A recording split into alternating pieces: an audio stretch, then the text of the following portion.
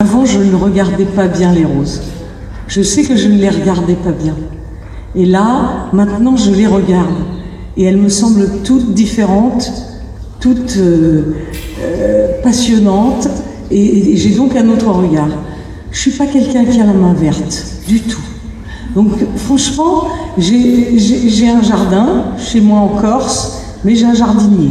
Je suis pas douée. Je suis pas douée, et donc moi quand j'ai décidé de faire ce film, c'est non pas pour le goût des roses, c'est pour découvrir quelque chose, et c'est parce que mon métier c'est l'illusion, et que j'adore l'idée de pouvoir faire croire quelque chose que je ne sais pas faire. C'est Madame Dorieux justement qui m'a guidée, qui m'a appris les gestes, les outils, les accessoires, la patience, et qui m'a appris à regarder ce domaine que je ne connaissais pas. Donc, je suis sorti du tournage, je suis revenu avec des rosiers chez moi, je les ai plantés, je voulais les hybrider et tout, j'étais chaud. Et j'ai déménagé et ils n'ont pas kiffé du tout.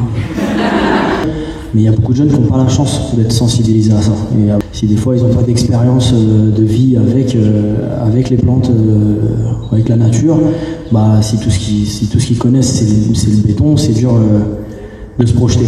Voilà. Mais c'est forcément enrichissant.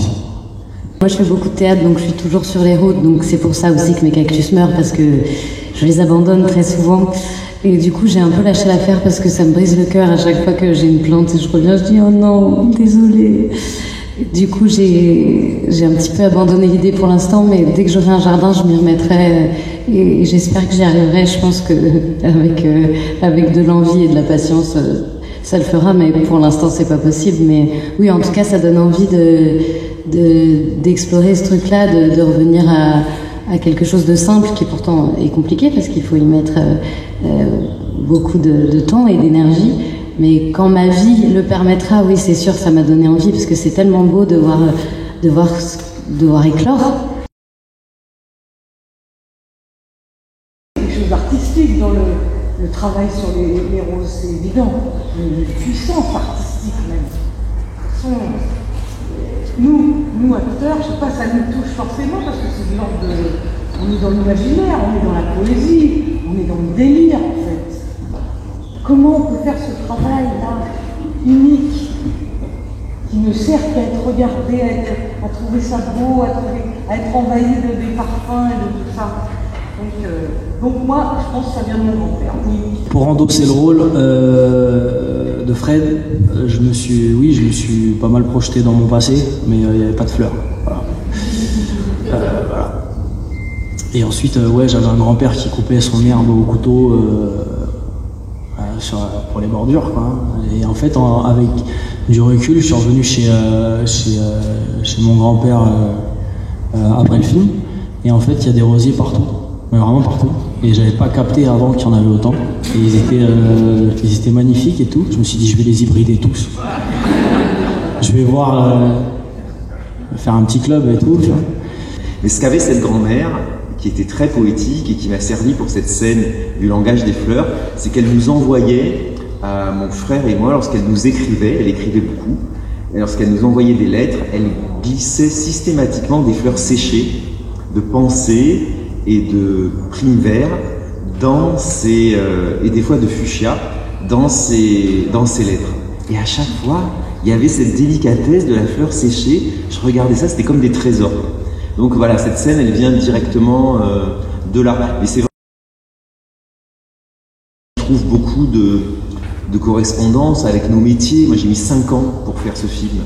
J'ai mis 3 ans d'écriture, 2 ans de fabrication. Là, j'ai dû attendre 1 année de plus pour le présenter au public, et je me dis, on est dans une sorte de délire de non-rentabilité dans l'absolu, parce qu'on part sur des projets qui nous amènent pendant des années sans aucune certitude que ça va rencontrer un succès, que ça va faire un produit rentable, et il faut fédérer des équipes de dizaines et de dizaines de personnes autour de quelque chose qui est de l'ordre de la beauté, de l'esthétique, sans être sûr que ce soit rentable. Et dans Pour moi, le parfum compte énormément. Ah non, j'aurais pas pris une rose où il n'y a pas de parfum. D'abord parce que chez les fleuristes, il y a trop de roses qui n'ont pas de parfum. À chaque fois, on est un peu déçus, quoi. Par contre, moi, en venant du film, j'ai acheté cherché à acheter des roses chez les fleuristes et je me suis rendu compte que quand même, hein, qu'en faisant 3 fleuristes, j'avais exactement la même rose blanche et c'était la même. Donc je savais maintenant dire c'est la même variété, elle sent rien et c'est le même.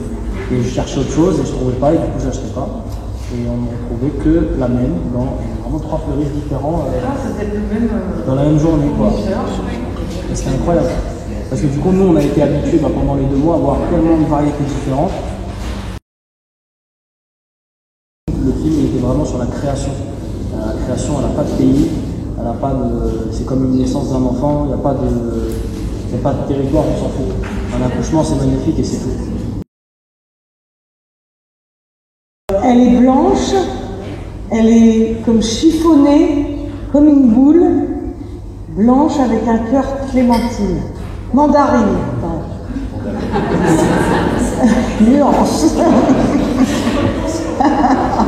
Elle est sublime et elle a un parfum radieux.